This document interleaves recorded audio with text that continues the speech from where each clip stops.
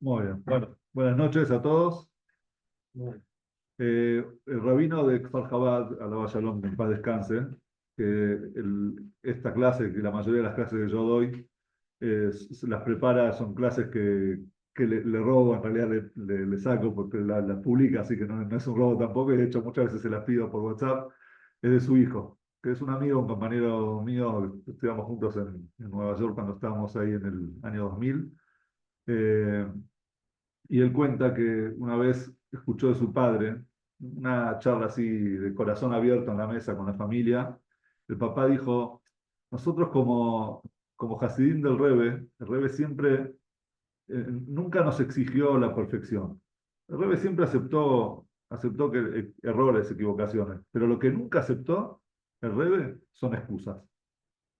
Las excusas no. Eso va para otro lado. Si una persona empieza a poner excusas por esto, eso no. Podés equivocarte todo, pero aceptar la equivocación, aceptar el error.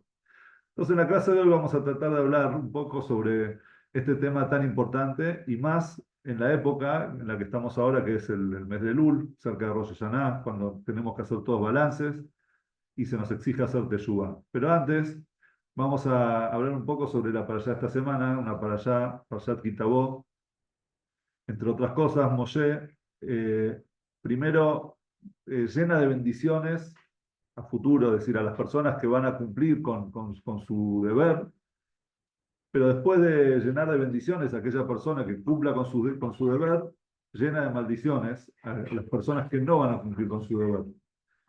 Y son una serie de maldiciones muy fuertes, muy duras. De hecho, escucharlas y leerlas, uno se pone, es difícil, es fuerte. En la Torá hay dos parashiot que traen maldiciones. Una es Parashat Bejucotai, que son las maldiciones, o sea, que Dios previene al pueblo, les dice, si no se van a encaminar el camino digamos, correcto, entonces van a venir estas maldiciones.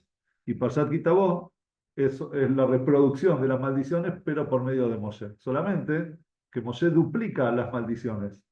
Si en Parshat Bejucotai, Hashem trae 49 maldiciones, Parshat Bejucotai, perdón, en Parshat Kitabó, Moshe trae 98. No solamente eso, en Parshat Bejucotai, enseguida después cuando termina todas las maldiciones, Hashem dice un versículo que es hermoso. Dice, Ve'af gamzot biotam be'etzoy behem, a pesar de todo esto, y aún ustedes estando en las tierras de sus enemigos, es decir, estando dispersos, lo mastim lo galtim lejalotam, no los voy a despreciar y no los voy a, digamos, abandonar para que sean exterminados. Es decir, en otras palabras, yo lo voy a traer, voy a pensar en ustedes, los voy a salvar y voy a estar con ustedes también en ese lugar. Es decir, Dios como un padre puede castigar, pero dentro de ese castigo está su amor. Él lo hace, digamos, pensando en el bien de sus hijos. Pero en las maldiciones de Moshe, de repente llega Moshe y termina las maldiciones diciendo que van a ser vendidos como esclavos en Egipto y nadie los va a querer comprar. Y así termina. Y uno dice, pero ¿y dónde está? ¿Dónde está ese amor? No ese amor, sino también ese amor, pero el consuelo a Israel. Hay un Besat Hashem ahora cuando llegue Rosh Hashanah, el primer rezo que vamos a hacer en el templo es el Ajot Ketaná, ¿sí? Y vamos a terminar diciendo, Tijle Shana Bekil Elotea, Tajel Shana Ubirjotea, que termine el año con todas sus maldiciones y que comience el nuevo año con sus bendiciones. Por eso hay quienes, una explicación que dice que Parshat Kitabó siempre se lee antes de Rosh Hashanah. Está Kitabó, Nitzavim y después Rosh Hashanah. ¿Por qué se lee antes de Rosh Hashanah? Para decir todas las maldiciones que queden en el año anterior. Y a partir del año que viene que lleguen todas las bendiciones. Hay quienes dicen que en realidad estas maldiciones son para que nosotros digamos, bueno, listo, ya las dijimos, ya las estudiamos, ya las leímos, así como dicen nuestros sabios, un Shalma Parim Sfateinu. ¿Qué significa eso? Antes los servicios en el templo eran ofrendas, eran sacrificios. Hoy en día nosotros no tenemos el templo. ¿Qué hacemos con todos esos sacrificios que nos dice la Torá que tenemos que hacer? Entonces, ya está escrito, hay un versículo en la Torá que dice un Shalma Parim Sfateinu. Nuestros labios van a estar en lugar de esos animales. Es decir, cuando nosotros decimos la tefilá a la mañana, cuando leemos sobre esos korbanot, sobre por ejemplo, el rezo de Musaf, ¿qué es el Musaf? Musaf es la ofrenda del Musaf, que había una ofrenda extra que había en el templo. Entonces, cuando nosotros la leemos o la estudiamos o la rezamos, entonces Dios lo considera como si lo estaríamos haciendo. Entonces, lo mismo pasa con las maldiciones. Las leímos, es como si ya está, ya las mandaste. Tijle Shana Bekile Lotea, que el año se termine con todas sus maldiciones. Tajel Shana Ubidjotea, y que empiece el año con sus bendiciones. ¿Por qué? ¿Dónde está el consuelo en realidad en Moshe? El consuelo de Moshe es en la parashá siguiente. Después Parshat Kitabó, antes de Rosh Hashanah, leemos Parshat Nitzavim. Parshat Nitzavim significa Atem Nitzavim Hayom Kulchem. Moshe le dice al pueblo de Israel, ustedes están parados firmes. No dice Atem Omdim Hayom, dice Nitzavim. ¿Cuál es la diferencia entre Nitzavim y Omdim? Omdim es parados, Nitzavim es parado firme, están parados con firmeza. Atem Nitzavim Hayom, el día de hoy están parados todos ustedes firmes frente a Dios, Ifnei Hashem Elokejem, desde Mejoté Betzeja Choememeja, desde el leñador hasta la guatera, todo el pueblo de Israel. Preguntan los sabios, ¿qué es Atem Nitzavim Hayom? ¿Cuándo es Hayom? ¿Cuándo es hoy? Están parados todos ustedes el día de hoy. ¿Qué es el día de hoy? Se refiere al día de Rosh Hashanah. En el día de Rosh Hashanah es el día en el que Dios nos juzga a nosotros y todos llegamos, fíjense en nuestro año nuevo, que en vez de tirar fuegos artificiales, estamos sentados en el Shil, haciendo un balance, una introspección, pensando las cosas que hicimos mal y arrepintiéndonos para que Dios nos dé un año bueno. Lo sentimos como lo que es un día de juicio. Uno cuando va a un juicio no va así con fuegos artificiales. Un día de juicio uno va con temor, un temor, digamos, reverencial también frente al juez, ¿sí? Más cuando el juez es Dios. Sin embargo, Moshe nos dice, ustedes quédense tranquilos, que a pesar de todas estas maldiciones que dijimos a Ten Nitzavim frente a Dios, ustedes van a estar parados firmes. ¿Por qué?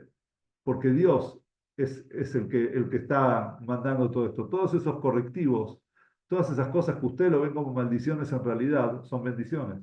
En realidad, si vienen de un padre que los ama, que los quiere, es porque en realidad lo que quiere es que ustedes estén en el camino correcto. Fíjense que Moshe, en todos los versículos, en todas las maldiciones supuestamente, puso el nombre de Hashem. Y Hashem, Shishlach Hashem, o sea, en todo utilizó el nombre de Hashem. Y en la Kabbalah está escrito que cada nombre de Dios representa un atributo de divino. Y el nombre que usa Moshe, el nombre conocido Adonai, es el nombre que se utiliza que utiliza Dios para mostrar bondad. Cuando utiliza el nombre de Elohim es límite, es más severidad. Sin embargo, Moshe, cuando trae las maldiciones, supuestamente utiliza el nombre bondadoso de Dios. Es porque dentro de cada una de esas cosas que nos pueden llegar a pasar, está Dios. Está Dios queriéndonos, amándonos, etc. No quiero andar en este tema, es un tema muy sensible para una clase especial, pero lo que sí quería decir es que está el Tijle Yanou Vikilelotea, Tajel Yanou Virkotea, que este año se termine con esta para allá, se terminen todas las cosas malas, todas esas maldiciones. Este fue un año muy duro. No solo, o sea, cada uno en lo personal, no sé, algunos pueden haber tenido un año exitoso. Yo, Baruch Hashem, terminé este año casando una hija, que eso es algo muy lindo, pero a nivel pueblo, a nivel pueblo judío, pasamos un año durísimo, estamos pasando un año durísimo. Porque con todas las cosas lindas, noticias que nos parecen lindas en realidad, no deja de ser una guerra, no deja de ser algo que no queremos, ¿sí? Entonces pedimos a Hashem que con esta para allá, Tijle Yanav y Kilelotea, que todas esas maldiciones se terminen y que el año próximo empiece con alegrías, con cosas buenas. Cuentan que una vez una empresa, una gran empresa, cambia de CEO, ¿sí? Cambia de presidente. Y el nuevo presidente, el presidente anterior, cuando le estaba pasando el mando al nuevo presidente, le entrega 3 sobres y le dice, mira, cada vez que vos tengas un problema en la empresa que no sepas cómo solucionar, abrí un sobre. Abrí el 1, primero el 1, después el 2, después el 3. Y eso fue lo que le dijo. Bueno, pasa empieza a trabajar, de repente cuando le viene el primer problema, dice, ¿qué hago? No sé qué hacer, voy a abrir el primer sobre. Entonces abre el primer sobre y le dice el sobre, dice, echarle la culpa al CEO anterior. Entonces bueno, va a echar la culpa al CEO anterior, pasa un tiempo, de repente vuelve a tener otro problema, abre el segundo sobre. Entonces le dice, echá a todos los gerentes que están bajo tuyo, echalos y cambialos, poné gerentes nuevos. Bueno, va, lo hace, tercer problema, le dice, escribí 3 sobres para el próximo que te va a suceder. Es decir, la persona, el ser humano, siempre va tirando las responsabilidades para otro lado. Y en la clase de hoy queremos ver cómo una persona realmente se tiene que responsabilizar por lo que hace. ¿Qué tiene que ver con la parashá de la semana? Es simple. No tenemos que llegar a todas esas eh, las maldiciones que Dios nos dice, mirá, pórtense bien porque si no, tal cosa. No hace falta llegar a eso. Simplemente tenemos que saber que está en nuestras manos hacer teshuvá, está en nuestras manos arrepentirnos en el mes de Elul, reconocer nuestras faltas, y sobre eso va a ser la clase. Una vez que la persona reconozca las faltas, entonces el camino está allanado para tener un año bueno y lleno de bendiciones.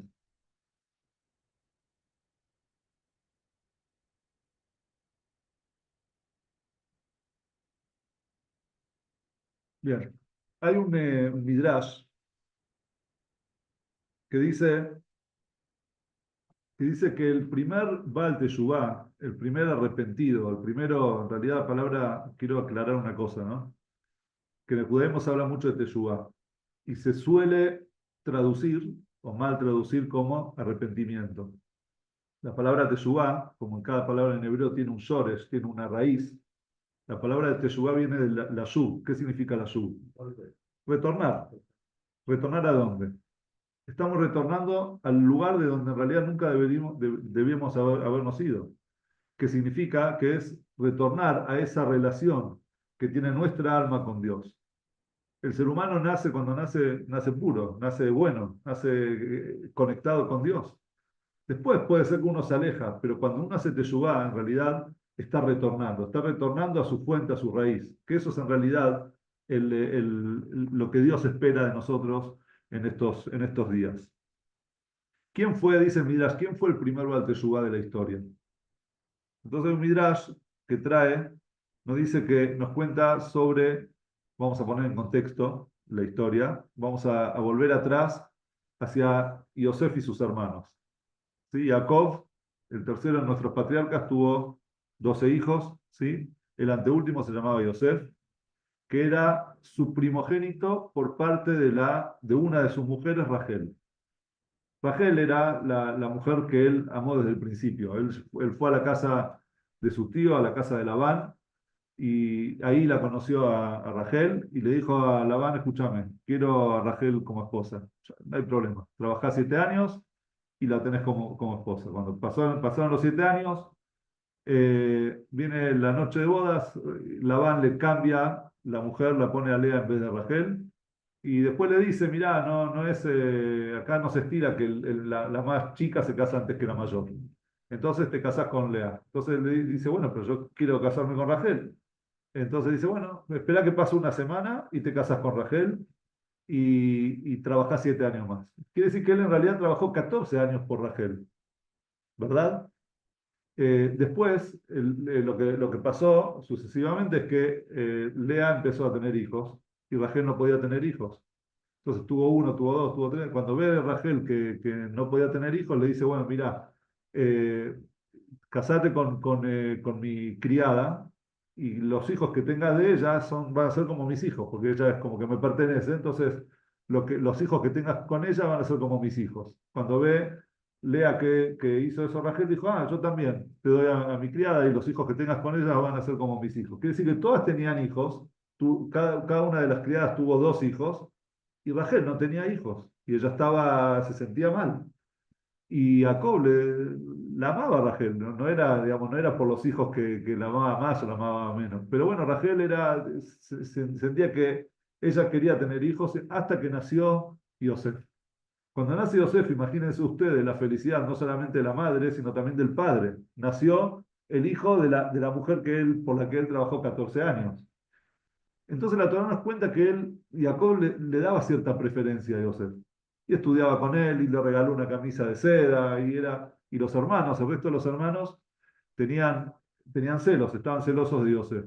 Después tuvo otro hijo con Rachel, el más chiquito, Binyamin, por eso los Benjamín de las familias, era el más chiquito de todos, y cuando en el embarazo de Binyamin fallece Rachel, ¿sí? Todo ese tiempo, ustedes imagínense, ya tuvimos alguna vez una clase muy interesante al respecto, pero todo ese tiempo generó entre los hermanos no solamente celos hacia Yosef, también habían celos, digamos, por las madres, como de repente prefiere a Rachel que a Lea y de repente, y así. ¿Qué sucedió?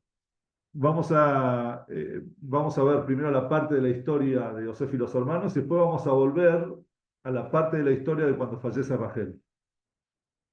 Cuando una vez estaban, bueno, los hermanos tenían celos de Yosef, además Yosef había soñado cosas que lo ponían a él como líder sobre ellos, o sea, eran sueños premonitorios.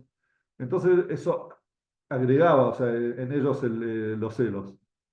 Hasta un día el papá lo mandó a Yosef a ver qué estaban haciendo sus hermanos, que estaban ahí pastoreando el ganado, y cuando ellos lo ven venir dicen, vamos a hacer un plan, vamos a matarlo.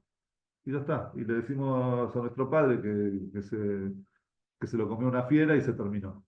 Entonces salta el mayor de los hermanos, Rubén. Rubén dice, ¿cómo lo vamos a matar?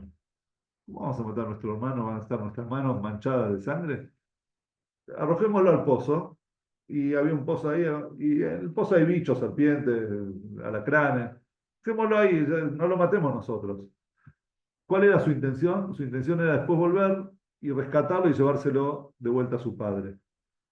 Pero ¿qué pasó? El plan de Rubén no funcionó porque hubo algo en el medio, que de repente vieron ellos, los hermanos, que venía una caravana de Ismaelim, de ismaelitas, y decidieron venderlo. Dijeron, ¿para qué lo vamos a tener en el peso que muera en el peso? No, vamos a hacer unos pesos, lo vamos a vender. Dámoslo como esclavo y después que sea lo que Dios quiera. Y lo vendieron como esclavo. Y así siguió, bueno, Yosef hasta que llegó a Egipto, etcétera. El resto de la historia creo que la mayoría lo conoce. Pero de repente la Torá nos cuenta que volvió Reubén y vio que Yosef no estaba en el pozo. Y dijo, hoy, dice, ¿qué hice? O sea, ¿qué voy a hacer ahora? ¿Qué le voy a hacer a mi padre? Pregunta los comentaristas, dicen, ¿qué significa? ¿Qué hizo y volvió Rubén? ¿Qué estaba haciendo Rubén? No estaba con los hermanos, él dijo que arrójenlo al pozo. Entonces, ¿de dónde volvió Rubén? ¿Qué es lo que estaba haciendo? Bueno, hay quienes explican que él fue a atender a su padre y después volvió de vuelta y vio que ya no estaba en el pozo, pero hay una explicación, un midrash que dice que en realidad la palabra bayayo, como dijimos, retornó, viene de la palabra teshuvá. Rubén estaba haciendo teshuvá, se estaba dedicando en ese tiempo a su teshuvá.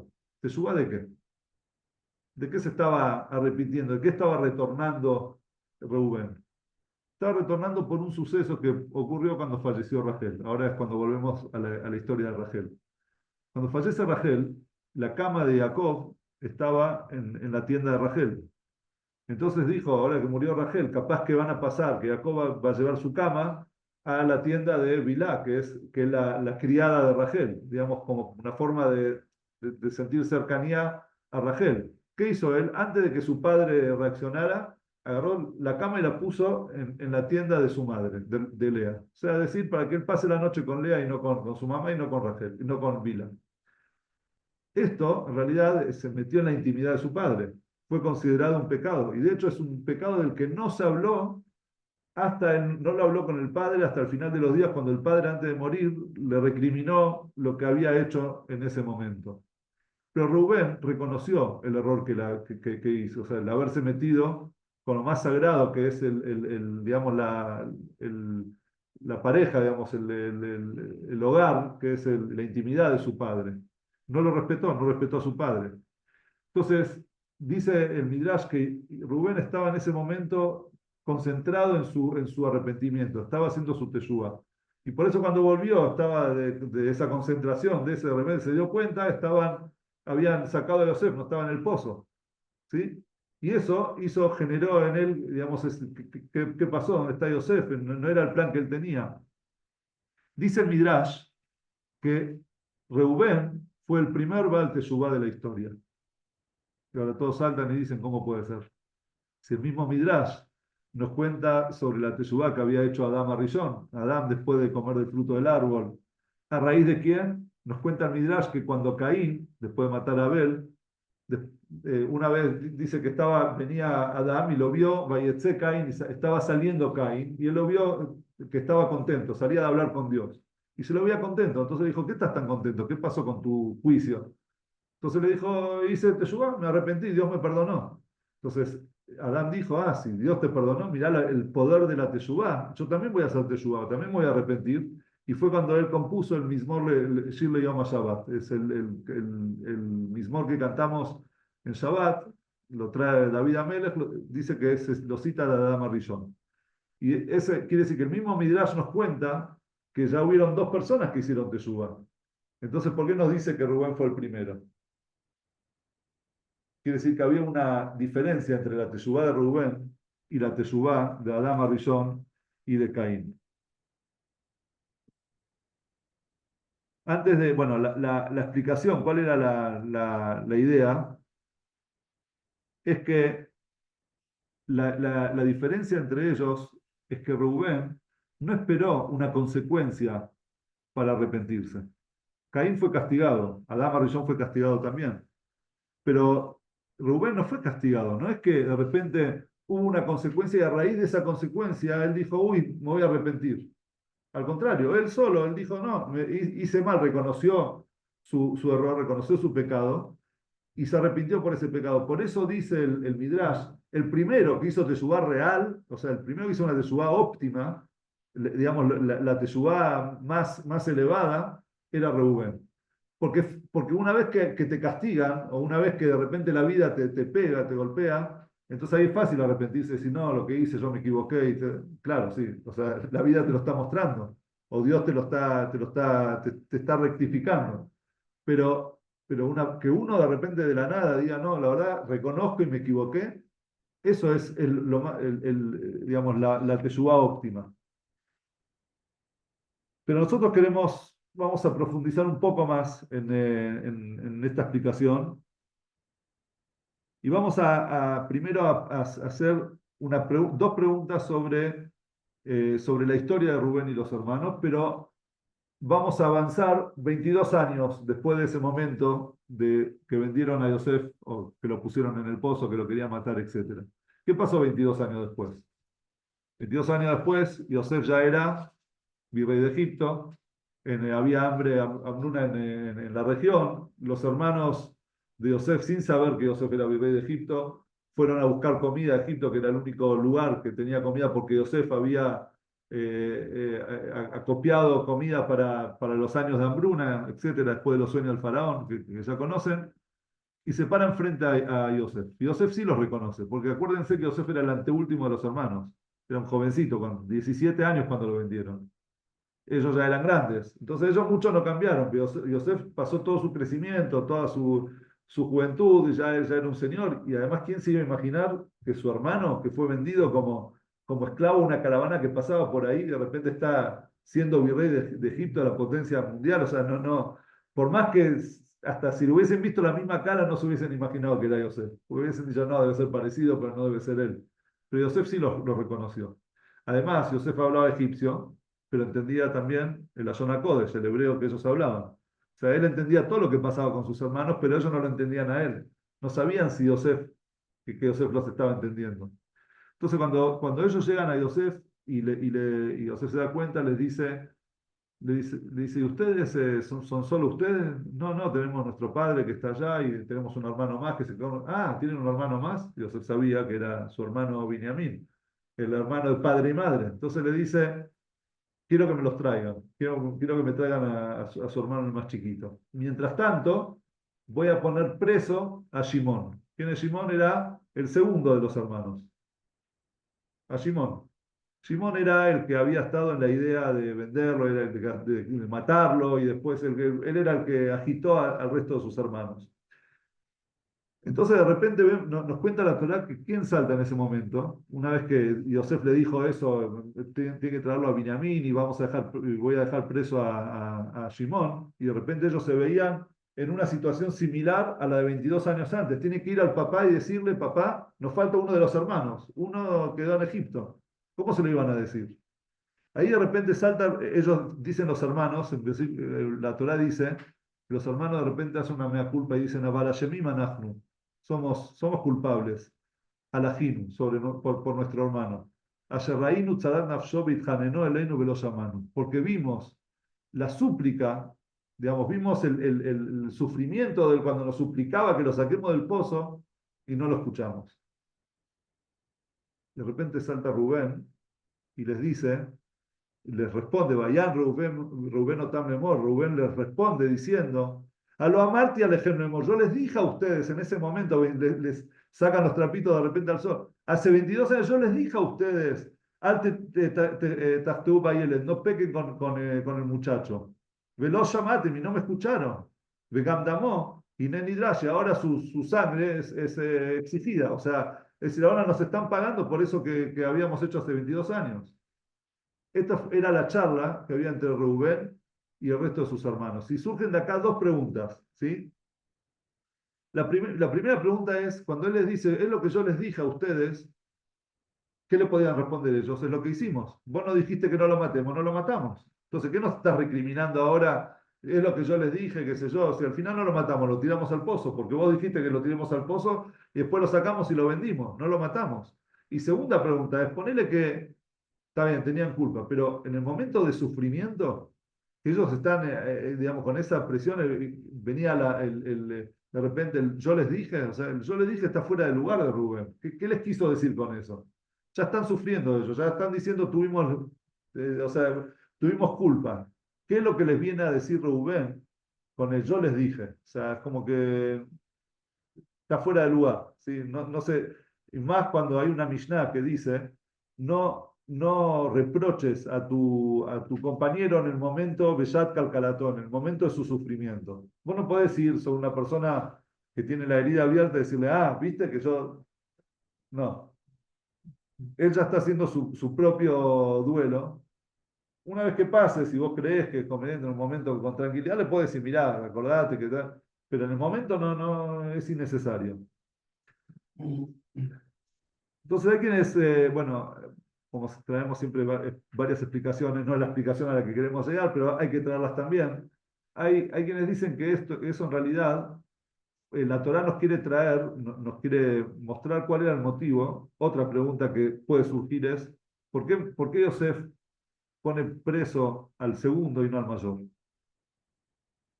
Si Rubén es el mayor de los hermanos, Simón es el segundo. ¿Por qué se le agarró con Simón, con el segundo? ¿Qué tiene que ver el segundo? El primero, si vos querés traer al más chico, entonces poné al mayor de la familia, digamos, al responsable por todos, ponelo preso y decirle tráigame ahora al más chico. O sea, ¿por qué a Simón?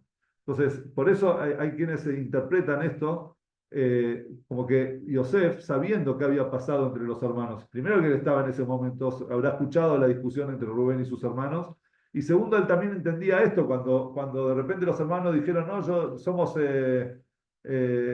nosotros somos culpables, y él le dijo, yo les dije a ustedes, entonces dijo, bueno, Rubén en realidad no tuvo la culpa, digamos. Entonces aquí lo puso a Simón, que era el segundo y que en realidad era el que más agitó a todo el resto. Eh, pero eso puede explicar quizás el por qué, la primera de las preguntas, ¿sí? Que cuando le dijeron, pero te hicimos caso, lo mandamos al pozo, sí, lo pusieron en el pozo, pero lo querían matar ustedes. Yo fui el que les dije no lo maten. Si no lo hubiesen, lo que yo quería hacer en ese momento era tratar de salvarlo, pero no podía ir en contra de ustedes, porque son la mayoría. Entonces di la idea de tirarlo al pozo, pero en realidad yo le dije a ustedes no le hagan nada, ¿sí? Entonces eso puede responder. Lo que no responde es la segunda de las preguntas. ¿Por qué en este momento Rubén les tiene que decir a ellos, digamos, reprocharlos por lo que hicieron 22 años antes? Entonces, lo que podemos decir es, en realidad, en base a lo que estuvimos viendo hasta ahora, es que Rubén les quiso en realidad, no les estaba reprochando por algo del pasado, sino les estaba reprochando algo del presente. Él les quiso dar una enseñanza en ese momento. Le dijo, ustedes no pueden esperar a que Yosef y Dios los castigue, los ponga en una situación digamos, de aprieto, digamos, les pide que uno de ustedes se quede preso y que vayan a traer al menor y todo eso, para recién ahí decir, Dios nos está castigando por lo que hicimos hace 22 años. Rubén les está diciendo, yo les dije en ese momento ustedes tenían que haber hecho teshuvá.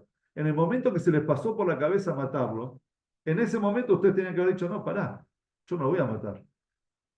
Una persona, por más enojada, nerviosa que esté, no va a tomar veneno, digamos. No estoy hablando en caso de Shalom de otro tipo de problemas, pero hay cosas que una persona, vos estás recontra enojado con alguien, y si vos sos realmente una persona de bien por dentro, no lo vas a ir a matar.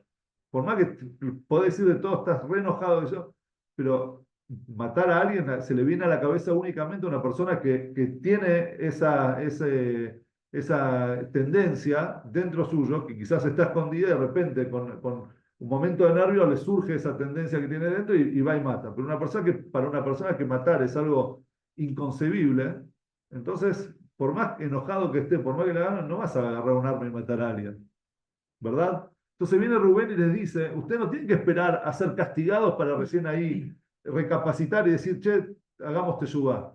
No, en ese momento ustedes tenían que ver, digamos, decir, ¿cómo estoy haciendo algo que inconcebible? ¿Cómo voy a matar a un hermano? ¿Cómo voy a matar a una persona?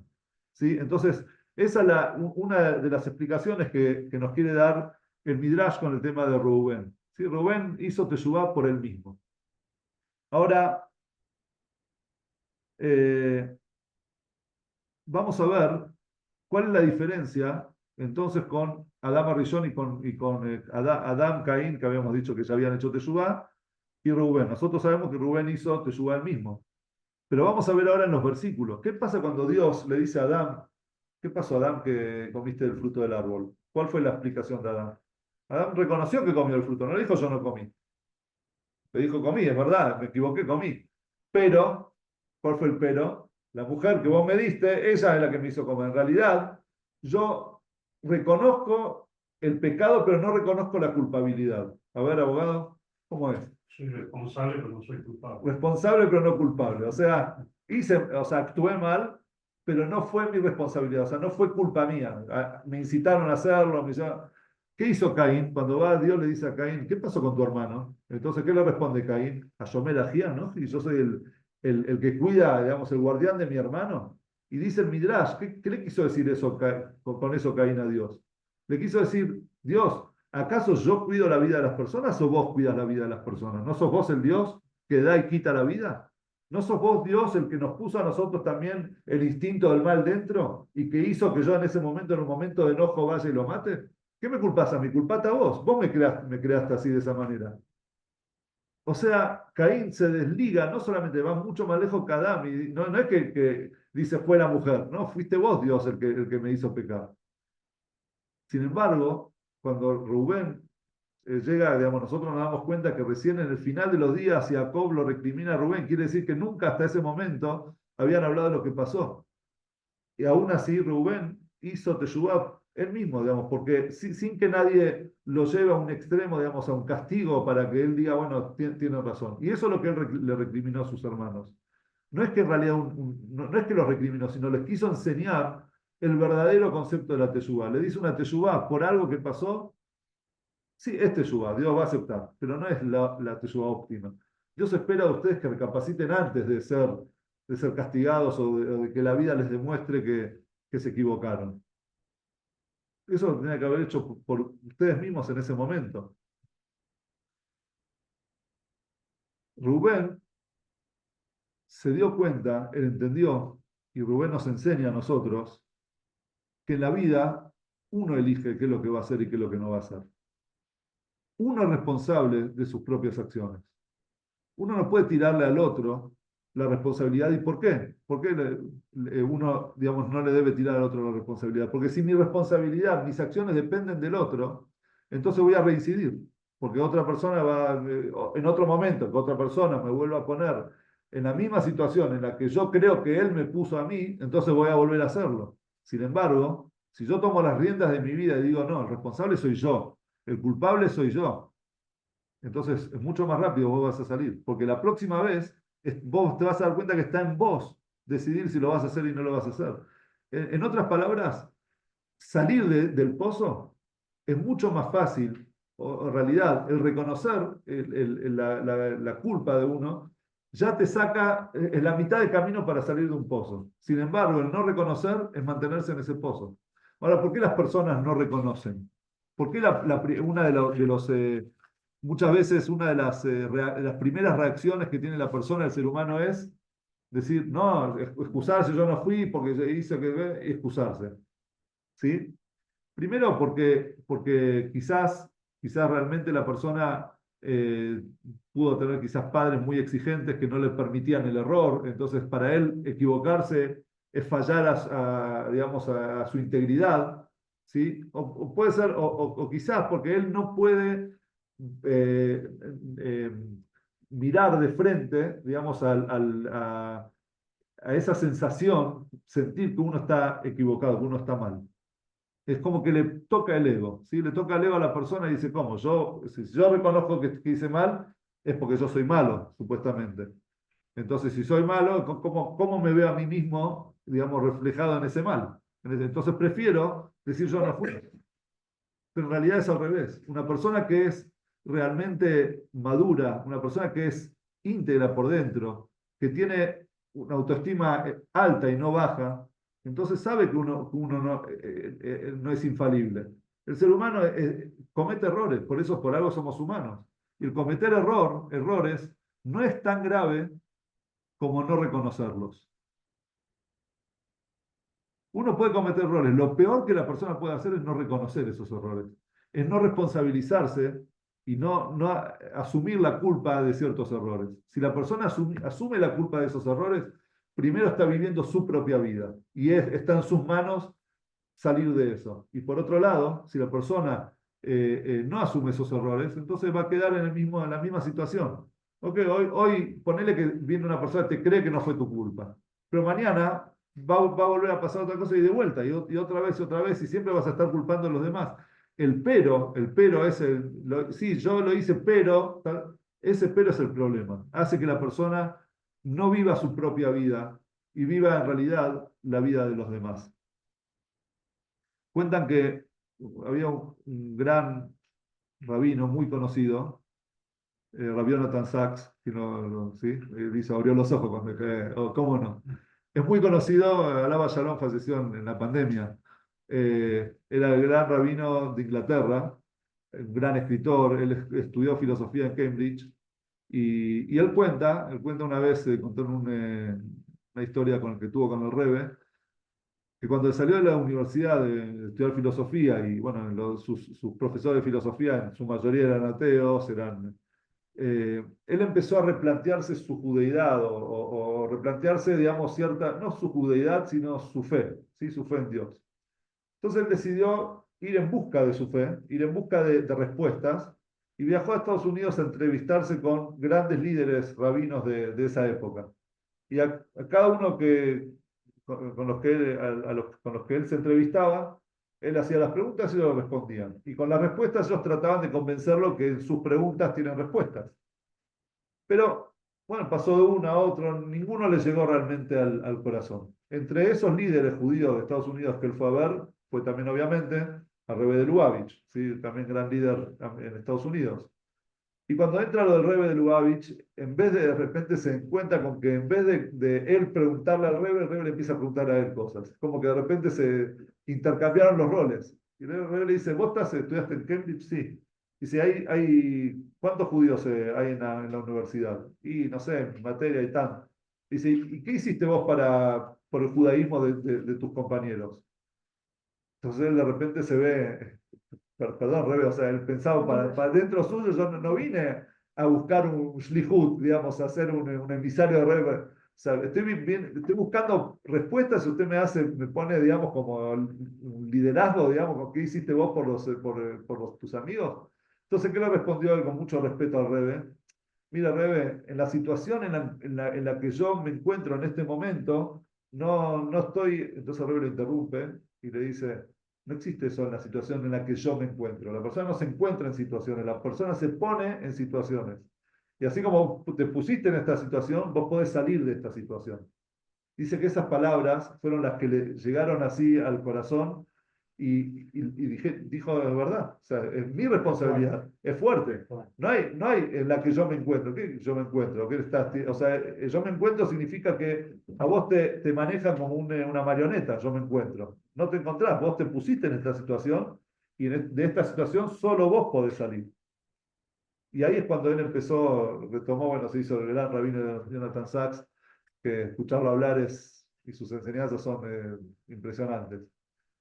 Esto es lo que nos enseña a nosotros Rubén. Rubén nos enseña que las riendas de nuestras vidas están únicamente en nuestras manos.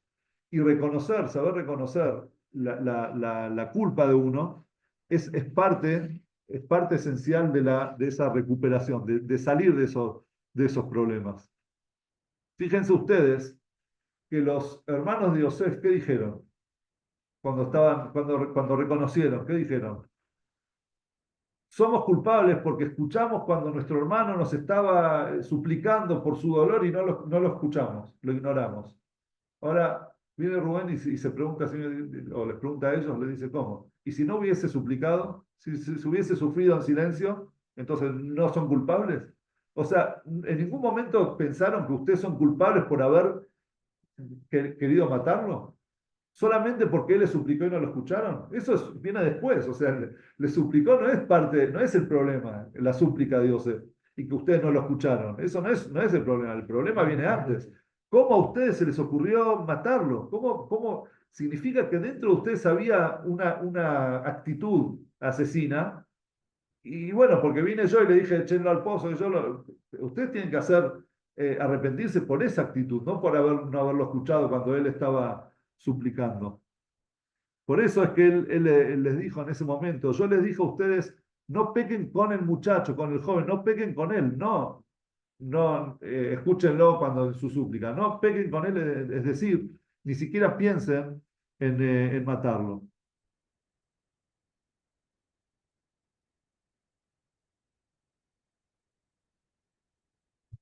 Ahora, ¿me vas a preguntar algo? Sí, Si vas a decir algo, pues pero puedes. sí, me lo Sí. tenía medio confuso, entonces me quedé. Ahora Sí. cuando lo aclare un Está poquito, bien, está perfecto. Ahora, el Rebbe explica, dice que es interesante que Maimónides, en su libro de leyes, digamos, trae el Mishneh Torah de Maimónides, ahí trae la mitzvah de Teshuvah. Y dentro de la mitzvah de Teshuvah, como parte de la mitzvah de Teshuvah, trae la regla de Bejirá Hofshit. ¿Qué significa Bejirá Hofshit? El libre albedrío. Dice, la persona tiene libre albedrío, puede elegir entre el bien y el mal, y se exige que la persona elija el bien. Entonces, preguntan muchos comentaristas sobre Maimónides, ¿por qué esperó Maimónides hasta la mitzvah de Teshuvah? Todas las mitzvot de la Torá dependen del libre albedrío de la persona.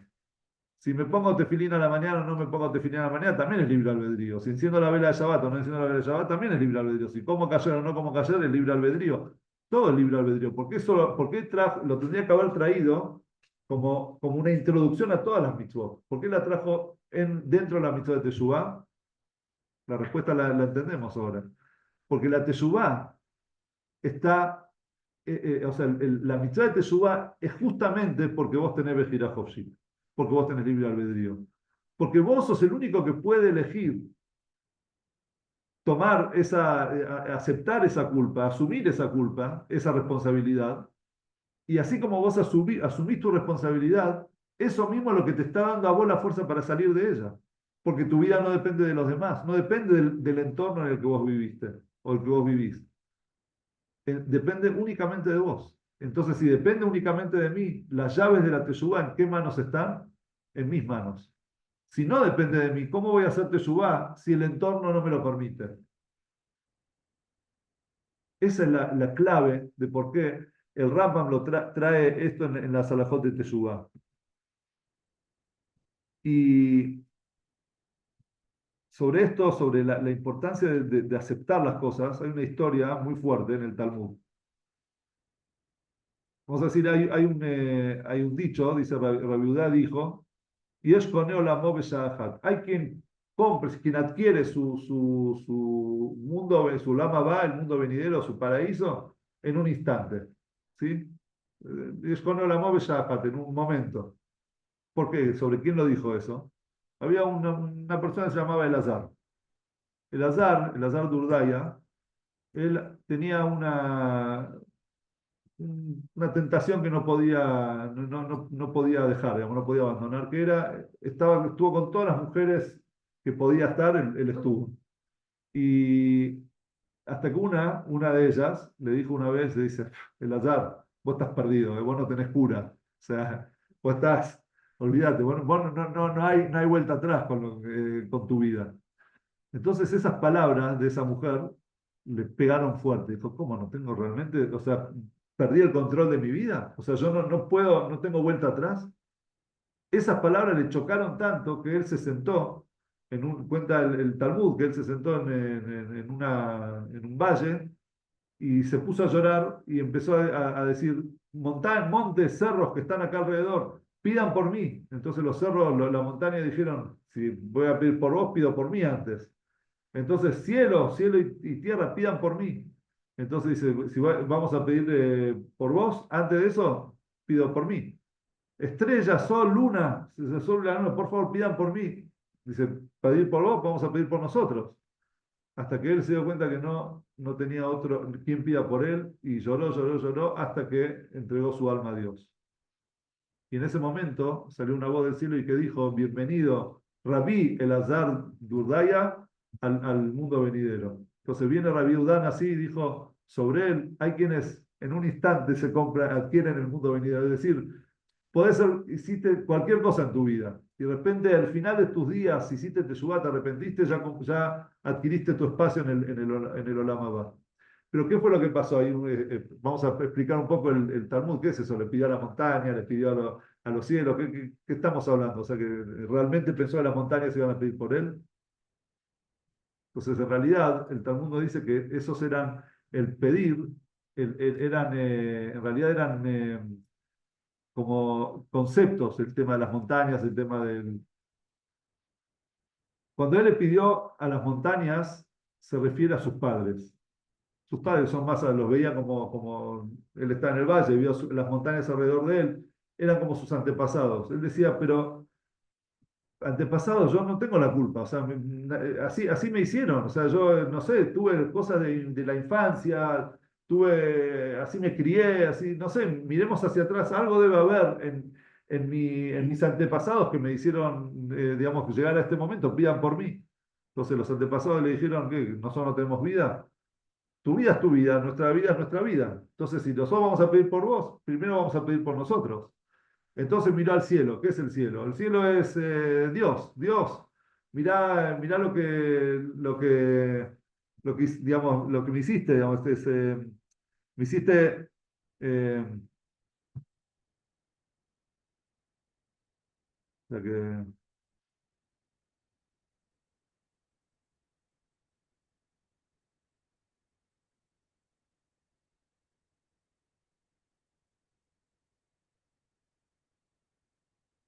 entonces le dice a Dios, Dios es digamos, como vos me hiciste con tendencia hacia ciertas cosas. Entonces el cielo le dice que por vos es tu vida, vos está en tus manos, vos decidís lo que haces y lo que no haces. Y al final le dice Sol y Luna. ¿Qué es Sol y Luna? Es el zodíaco. O sea, quizás en los signos, en el signo que yo nací, tengo cierta tendencia, entonces pidan por mí.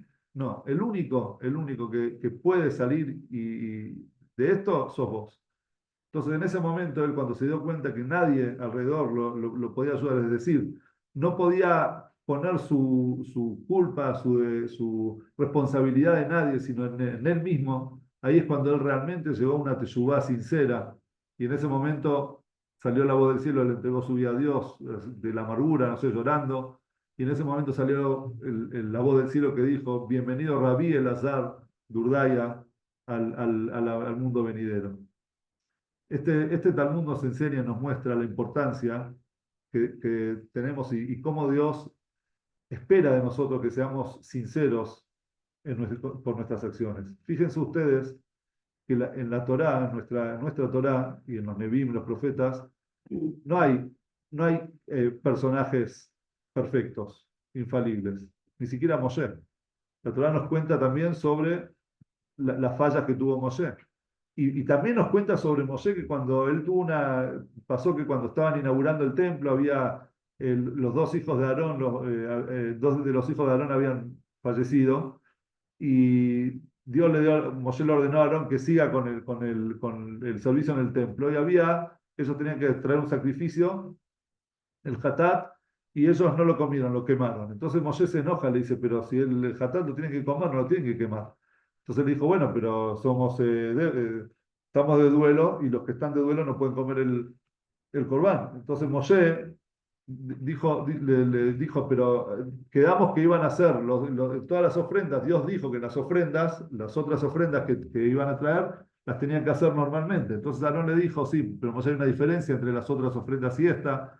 Es que, bueno, es muy medio, se los explico así muy por encima, ¿no?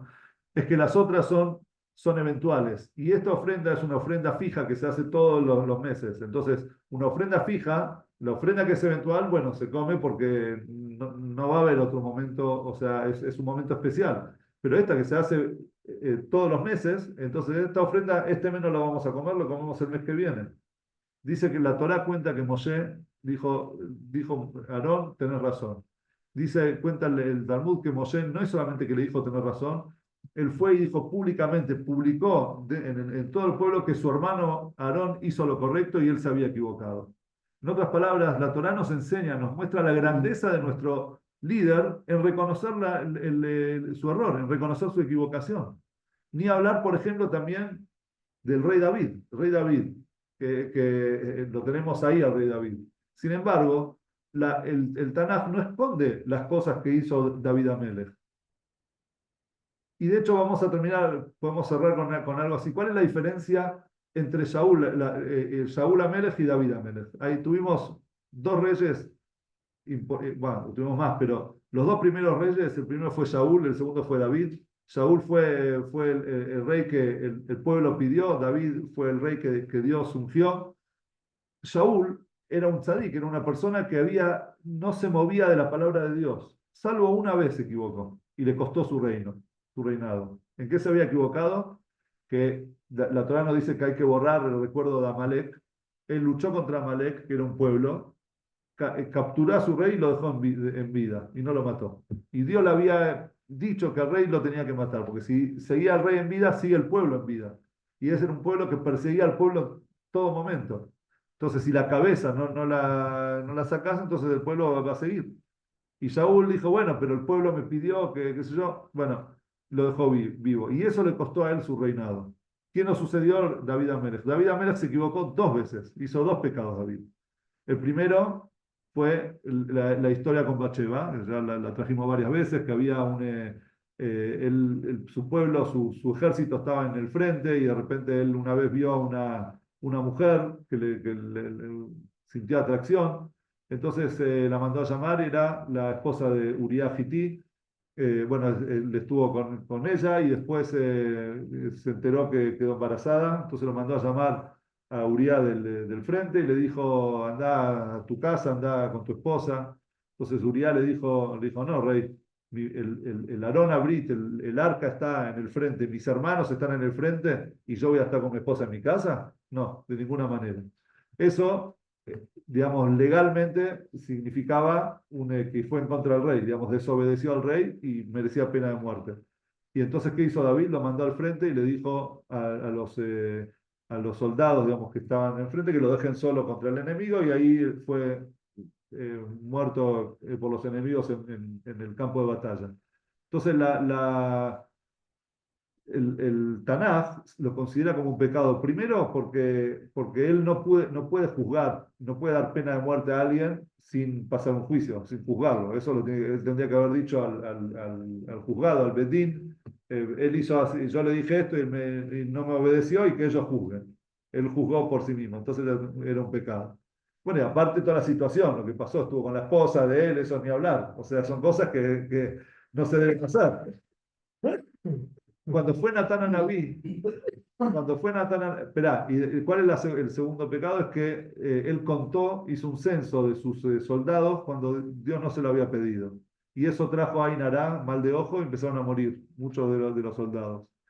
Entonces pregunta el Talmud, dice, ¿cómo puede ser? Saúl, un error, pa, chao, perdiste tu reinado. David Amelech dos, y alguno va a decir, el primero fue mucho más grave, y Dios se lo perdonó y sigue siendo rey David. ¿Por qué? Entonces la diferencia... Arrepintió. ¿Cómo? Pues se arrepintió. Los dos, pero los dos se arrepintieron. ¿Cuál es la diferencia? Que Saúl Amelech, cuando fue, Dios le dijo, Saúl, ¿qué hiciste? Porque no te dije que fue Shmuel en realidad, el profeta. ¿No te dijo Dios que no dejes en vida? Bueno, pero el pueblo no podía con la presión del pueblo. O sea, el pueblo me presionaba. Puso un pero. Puso un pero. O sea, no asumió la responsabilidad de su acción. ¿Sí? Él dijo, o sea, sí, lo hice, pero no asumió la culpa, ¿no? No asumió la culpa. David Amélez, cuando Natán, Natán Anabí, el profeta Natán fue y le dijo a David, bueno, le dio un ejemplo dijo, una persona rica recibió invitados y fue y los quería agasajar con una comida y fue a su vecino que era pobre y tenía una única ovejita y fue y se la robó y la mató para darle de comer a sus invitados. ¿Qué se hace con esa persona? Entonces David ahí dijo obviamente merece pena de muerte. Entonces Natán le dijo, bueno, ahí David entendió que él en realidad se había sentenciado a sí mismo. Entonces en ese momento, ¿qué dijo David? No dijo, no, pero escúchame, que no. Hatati, dijo, pequé, asumió el pecado. Ve Hatati negrita a mí, dice el Teilim. ¿Qué dice los salmos de David? Mi pecado estuvo frente a mí por siempre, hasta el final de sus días. David no dijo, no, bueno, pero él fue porque hay un montón de explicaciones que vinieron después para justificar a David Amelech. Pero David no se justificó a sí mismo. Las justificaciones las trajimos nosotros después buscamos la parte legal a lo que hizo David. Pero en realidad, David Amelech dijo, Hatati, yo pequé. Asumió la responsabilidad. Por eso Dios le dijo, ¿sabes qué? Esto en realidad responde a otra pregunta. ¿Qué pasa cuando una persona se equivoca y después se arrepiente? ¿Puede seguir en su cargo o no puede? O sea, digamos, si viene una persona que ustedes consideran importante y de repente ven que falla en algo y él va y se arrepiente, ¿ustedes lo dicen, bueno, ya está destituido o le dan otra oportunidad? Entonces la respuesta, ¿cuál va a ser? Depende. Depende si él lo reconoce como Shaul o depende si lo reconoce como David. Si esa persona va a venir y decir, no, lo que pasa es que se va a empezar a justificar, entonces destituirlo. ¿Sabes por qué? Porque mañana va a venir otro caso similar, de que la presión de la gente, el entorno, y él va a caer de vuelta, lo va a volver a hacer, porque total, la influencia de los demás. Pero si la persona dice, realmente asumo toda la responsabilidad, yo pequé, es mi culpa, entonces esa persona sabe que tiene la vida en sus manos, está tomando las riendas de su vida. Y esa persona el día de mañana, cuando le venga un caso similar, él va a decir, no, esta vez no voy a volver a reincidir, porque ya lo hice y sentí que, o sea, era mi culpa y esta vez no voy a ser culpable y va a salir adelante. Eh, bueno, no sé, acá en las hojas ya me perdí, pero vamos a terminar con un cuento, una historia que también la contamos varias veces. Es la historia de Remendel Futterfass. Remendel Futterfass era un Hasid de Rebbe que hasta el final de sus días se tuvo larga vida. Eh, Hasta el final de sus días él fue morir en la yeshivá, pero él vivió en la Unión Soviética y al principio, durante muchos años, ilegalmente fabricaba, digamos, cómo se falsificaba pasaportes para que judíos se puedan escapar de la Unión Soviética. Y así él liberó mucha gente, muchos judíos. Y hasta que lo agarraron. Cuando lo agarraron, lo mandaron a Siberia. ¿Sí? En Siberia él hacía trabajos forzosos, etcétera. Pero después él, digamos, los aprendizajes en sus fabrengues, después cuando él salió, estuvo en Estados Unidos, en Israel, de sus fabrengues, las mejores historias eran de Siberia. Digamos. Lo que más aprendía él, digamos, y transmitía era de Siberia. ¿Qué aprendió una vez? Contaba que ellos volvían de trabajar tipo 5 de la tarde. y era muy temprano para irse a dormir todavía. Siberia oscurecía muy temprano, mucho frío. Entonces, ¿qué hacían todos los trabajadores? Se reunían en el salón y jugaban a las cartas. Y estaba prohibido jugar a las cartas ahí, no se podía. Pero tenían de contrabando, tenían un mazo y jugaban con ese mazo. Una vez entra el guardia, porque escucha ruidos y había escuchado que tenían cartas. Entonces entra así y de repente dice, deme las cartas. ¿Qué cartas, señor? No, deme las cartas.